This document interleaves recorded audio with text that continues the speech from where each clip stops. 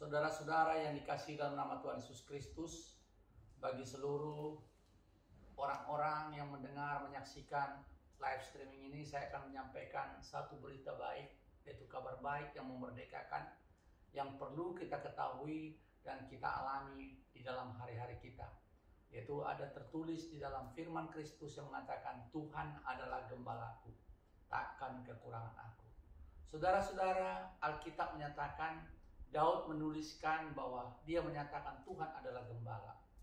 Di mana gembala itu adalah gembala yang pemilik, bukan gembala upahan, gembala yang menyediakan segala sesuatu, bahkan yang tidak pernah kita pikirkan dia telah sediakan.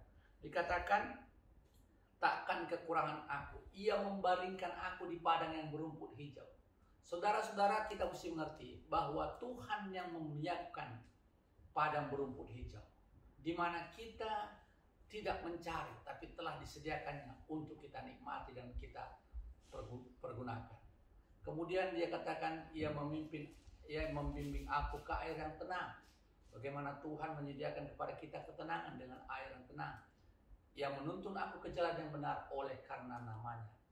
Sekalipun aku berjalan dalam lembah kekelaman, aku tidak takut bahaya, sebab Engkau besertaku. Gadamu dan tongkatmu, itulah yang menghibur aku. Ia menghidangkan makananku di hadapan lawan-lawanku. Ia mengurapi kepalaku dengan minyak, pialaku penuh melimpah. Kebajikan dan kemurahan belaka akan mengikuti aku seumur hidupku, dan aku akan diam di rumah Tuhan sepanjang masa. Saudara-saudara yang dikasihi Tuhan Yesus Kristus, sebagai gembala, Yesus menjelaskan bahwa dia adalah gembala yang baik. Domba-dombanya mengenal suaranya.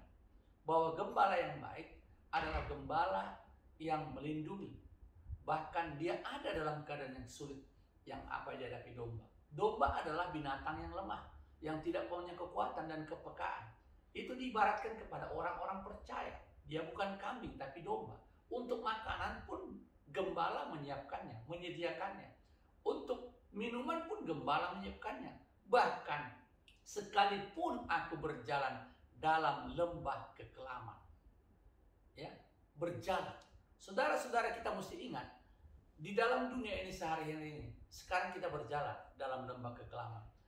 Domba tidak pernah diizinkan bermalam di lembah kekelaman, tapi gembala membawa mereka dalam lembah itu untuk berjalan.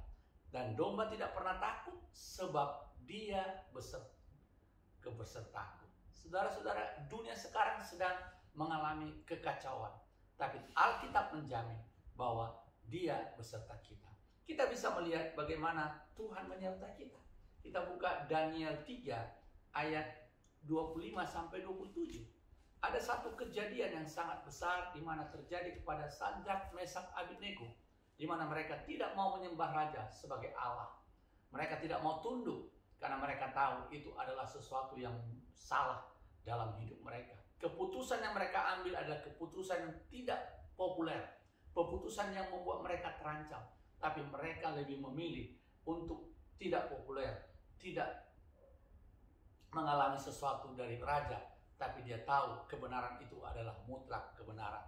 Dikatakan di sana mereka harus dibawa kepada perapian.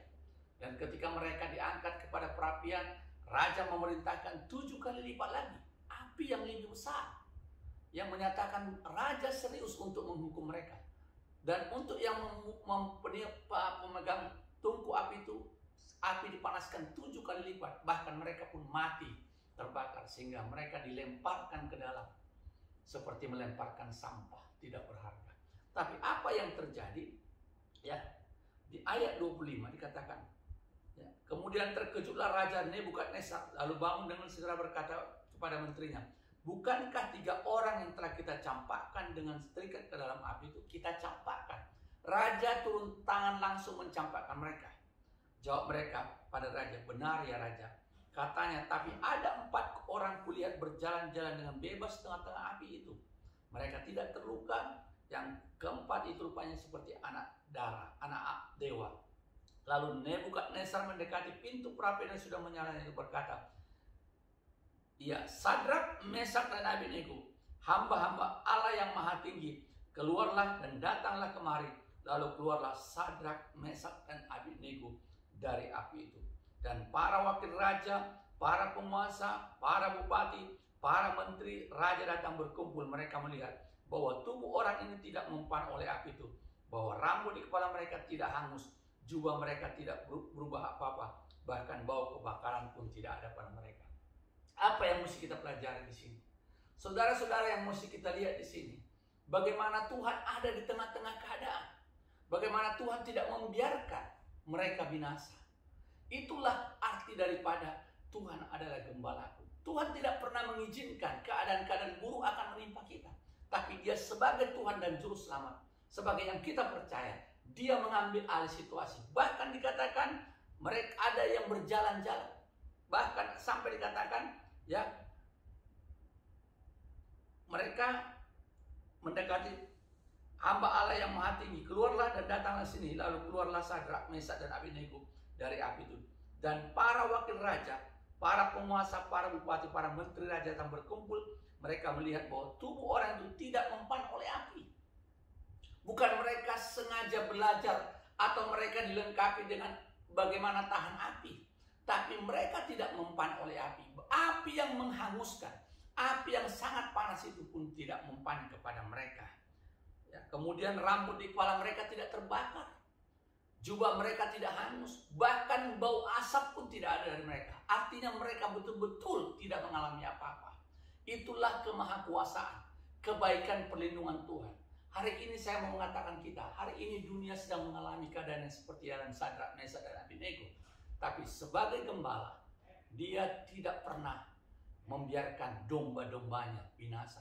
Bahkan ketika Daud mengatakan, ketika datang musuh-musuh mau menerkam dombanya, Dia yang berhadapan dengan musuh-musuh itu. Bahkan yang dikatakan, Ia menghidangkan makananku di hadapan lawan-lawanku. Anda mesti melihat bagaimana makanan itu. Makanan itu bicara tentang tubuh Yesus dan darahnya. Dia menunjukkan kepada musuh-musuh kita bahwa Dia telah memberikan dirinya untuk menggantikan kita dan mempermalukan mereka di hadapan orang banyak. Dan melucuti si jahat itu tidak berkuasa lagi atas kita. Dengan tubuhnya, dengan darahnya telah dikaruniakan kepada kita, maka semuanya akan menjadi utuh. Di dunia yang serba ketidakpastian ini, orang banyak berdoa supaya COVID ini dihalaukan Tuhan. Tuhan tidak pernah mau caranya begitu, tapi Tuhan tidak pernah lari daripada firman-Nya. Tuhan tidak pernah melakukan seperti yang manusia lakukan, tapi bagaimana kita berpikir seperti Allah. Bagaimana dunia ini adalah berpikir bagaimana Tuhan disuruh. Hari ini kita tahu bahwa Tuhan Yesus mengasihi kita. Tuhan Yesus memisahkan kita dengan pola pikir yang benar, dengan cara yang benar, bahwa tubuh dan darahnya telah diserahkan bagi kita untuk melindungi kita, untuk membuat dunia tercengang seperti yang dikatakan, hai hamba Allah yang Maha Tinggi, di mana mereka mengakui Allah daripada Sadrak, Mesak dan Abednego itu adalah Allah yang Maha Tinggi dan Maha Kuasa, di mana dunia akan melihat Yesus Kristus adalah Tuhan dan Juru Selamat dengan firman yang dikatakan hari ini. Di Ulangan 31 ayat 6 dikatakan, kuatkan dan teguhkanlah hatimu, janganlah takut dan jangan gemetar karena mereka. Mereka itu siapa? Keadaan-keadaan, situasi-situasi, COVID-19 dan kematian, ekonomi yang hancur, semua kondisi-kondisi yang sekarang sangat runtuh, sangat rentan, di mana banyak pekerja-pekerja di PHK, banyak bisnis-bisnis terhilang, banyak ekonomi terganggu oleh karena kondisi pandemi sekarang ini. Tapi dikatakan, dan jangan gemetar karena mereka, sebab Tuhan Allahmu, Dialah yang berjalan menyertai engkau.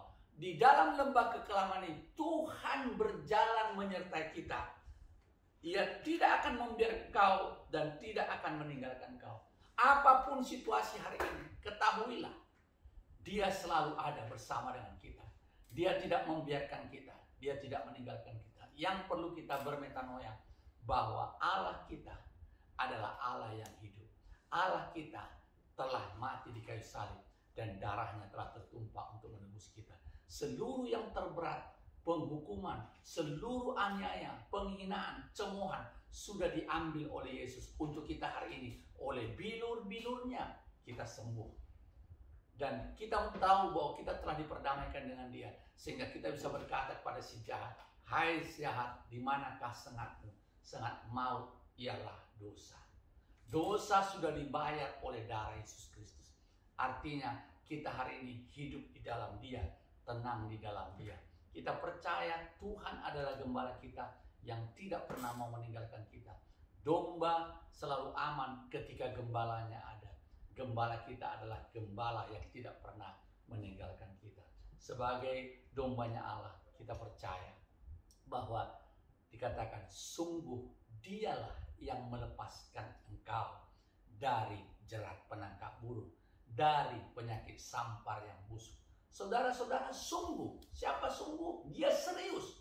Siapa? Allah sendiri serius yang melepaskan kita dari jerat penangkap burung. Kita tidak tahu apa jerat-jerat, kita tidak tahu di mana COVID, kita tidak tahu di mana kematian, kita tidak tahu di mana kecelakaan. Tapi Dia melepaskan kita dari itu, dari penyakit sampar yang busuk itu. Karena apa dikatakan? Allah kita adalah penjaga Israel yang tidak pernah terlelap. Dia mengatakan, Tuhan menjaga engkau dari segala kecelakaan. Tuhan menjaga nyawamu, keluar masukmu dari sekarang sampai selama-lamanya. Malapetaka tidak akan menimpamu, dan tulah tidak akan mendekat kepada kemahmu. Saudara-saudara, jadilah kita tenang. Untuk kita tidak takut. Jangan takut. Alkitab berulang-ulang mengatakan jangan takut. Dunia boleh bergoncang, keadaan boleh tidak stabil, tapi engkau ada di dalam Dia, di mana ketenangan, ketentraman membuat kita hari ini aman dalam lindungan yang Maha Tinggi dan Maha Kuasa. Percayalah, terimalah firman ini. Ketahuilah bahwa Yesus tidak pernah sia-sia. Dia mau untuk mati di kayu salib. Dia mau menanggung semua penderitaan. Dan Dia sanggup untuk melakukannya. Tidak ada satu orang pun yang bisa menghalangi Dia untuk ke kayu salib. Karena Dia tahu hanya itulah cara yang terbaik. Yang tidak bisa dilakukan siapapun. Karena Dia mengasihi kita. Allah merelakan Dia. Inilah kuncinya. Bahwa kita mengatakan apapun yang ada di dunia ini. Roma 8 ayat 28 mengatakan. Kita tahu sekarang bahwa Allah turut bekerja dalam segala sesuatu untuk mendatangkan kebaikan bagi mereka yang mengasihi Dia, yaitu orang yang terpanggil dalam rencananya. Kita mengasihi Dia. Ketika kita lihat Yusuf ada di pembuangan, Allah turut bekerja untuk membuat dia menjadi berkat bagi dunia ini. Ketika COVID terjadi hari ini di mana-mana, Allah turut bekerja untuk mendatangkan kebaikan bagi orang-orang yang mengasihi Dia, yaitu yang terpanggil dalam rencananya. Bukan melalui, tapi di dalam Dia. Karena COVID-19 bukan dari Tuhan, tapi di dalam COVID-19 ini Tuhan menunjukkan siapa yang percaya tidak akan binasa. Siapa yang teguh dengan imannya, yang artinya iman timbul dari pendengaran akan firman Kristus, dia akan lebih daripada pemenang. Demikianlah saya sampaikan